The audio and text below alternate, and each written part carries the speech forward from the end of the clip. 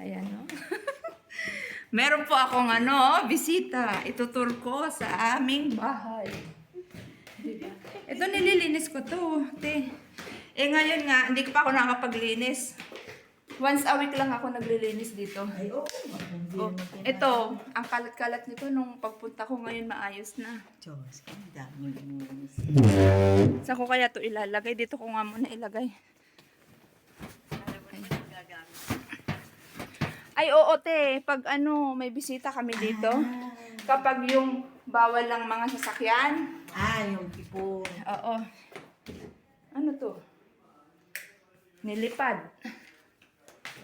Ayan. Ito yung kwarto ni Ima. Dati. Oo. Hindi na siya makaakyat. Ayan, te. Diba? Nilagyan ko ng ganito para pag may bisita, tanggalin na lang nila. Oo. Pang sa alikabok. Kaya nga. Ayos. Diba? Tapos, ito pa. Apat na kwarto? Oo, alam mo ba, inayos ko pa tong mga to. Kasi, ito, pag ganon, di mo magamit yung ilalim. Inayos ko, tinan mo, maganda na. Nagagamit. At least yung ilalim, dalawa pa ang mabubuksan. Kasi kung nandito sila, konti lang makakatulog. Oo nga. Ayan. Tinutur ko si Ate Morena.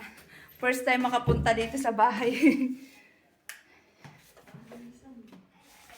Once a week ako dito naglilinis. Tapos, o kaya pag may bisita.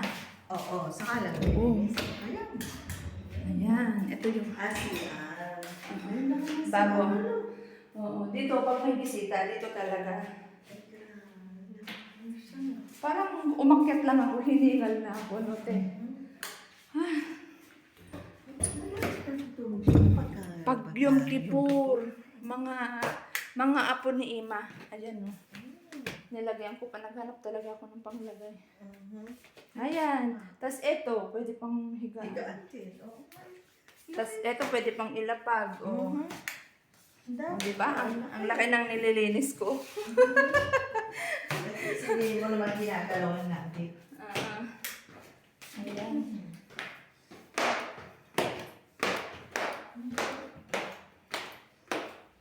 Kaming dalawa lang dito.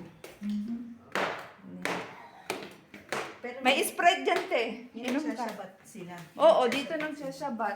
Dito nga, sa Friday, si Yossi magsasyabat. Nung last si Opo. Ate nandito. Opo, ate. Saging, gusto mo? Kuha ka lang.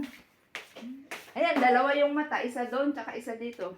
Kasi yung sinundan ko, matakaw daw yon. Kaya nilagyan nakatutok sa rep. Anong Ay, trim, ano na pala. Anong dating Bye-bye na nga. Bye-bye!